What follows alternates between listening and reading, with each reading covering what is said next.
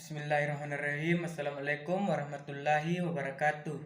Perkenalkan, nama saya Diki, NIM 2113300111. Dalam video ini, saya akan menjelaskan sedikit materi saya di mata kuliah dasar-dasar manajemen yang berjudul Fungsi Pengendalian dalam Manajemen. Bagian pertama, pengertian pengendalian.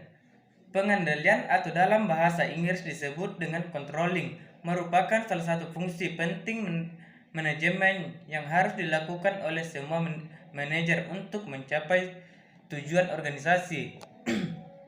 Berikut ini adalah pembahasan singkat mengenai 4 langkah dalam proses pengendalian organisasi, yaitu: yang pertama, menetapkan standar; yang kedua, mengatur kinerja; yang ketiga, membandingkan kinerja aktual dengan standar yang ditentukan; dan yang terakhir, mengambil tindakan koreksi atau perbaikan.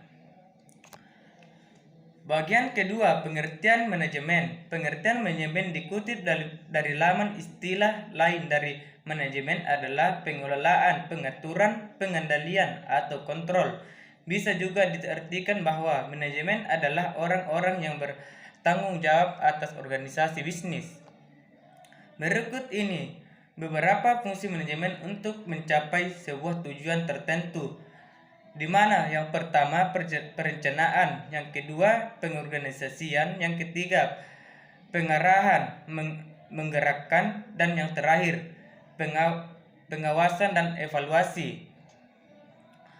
Bagian ketiga, tujuan manajemen. Tujuan manajemen adalah untuk memperoleh hasil maksimal dengan biaya atau usaha seminimal mungkin dengan mendayagunakan seluruh aspek pendukung berupa SDM, aset, dan finansial yang telah diatur sesuai perencanaan.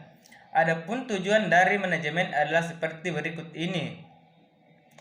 Yang pertama, menjalankan dan menilai strategi perencanaan yang telah dikonsep agar pelaksanaannya berjalan dengan lancar. Yang kedua, melakukan pembaruan terhadap fungsi manajemen terutama pada strategi pelaksanaannya. Hal ini dilakukan agar target dapat tercapai apabila ada kendala dalam pelaksanaan rencana. Dan yang ketiga, meninjau kekuatan organisasi, mengetahui kelemahan, juga mengantisipasi ancaman yang mungkin terjadi. Keempat, membuat sebuah terobosan baru yang berfungsi meningkatkan kinerja kelompok. Inovasi ini juga pastinya akan berimbas positif terhadap pencapaian rencana sesuai target.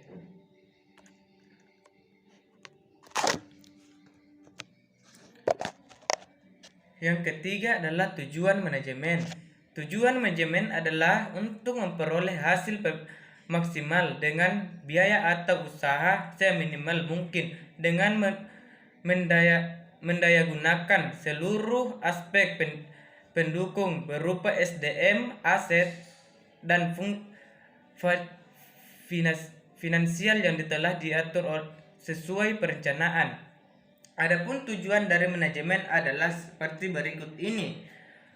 Yang pertama, menjalankan dan menilai strategi perencanaan yang telah dikonsep agar pelaksanaannya berjalan sesuai arahan. Yang kedua, melakukan peninjauan terhadap pelaksanaan fungsi manajemen, juga cara kerja kelompok ketika menjalankan tugasnya. Yang ketiga, melakukan pembaruan terhadap fungsi manajemen terutama pada strategi pelaksanaannya. Hal ini dilakukan agar target tetap tercapai apabila ada kendala dalam pelaksanaan rencana.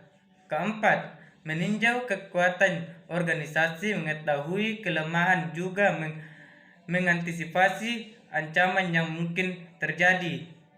Dan yang terakhir, membuat sebuah terobosan baru yang berfungsi meningkatkan kinerja kelompok. Inovasi ini juga pastinya akan berimbas positif terhadap rencana sebuah target. Dan yang terakhir adalah manajemen dan pengendalian, di mana isi dari manajemen dan pengendalian adalah pusat penanggung-jawaban dan program. Baiklah, itulah isi dari materi yang sempat saya bawakan. Kurang dan lebihnya mohon dimaafkan, dan saya akhiri dengan ucapan wabillahi taufiq wal hidayah. Wassalamualaikum warahmatullahi wabarakatuh.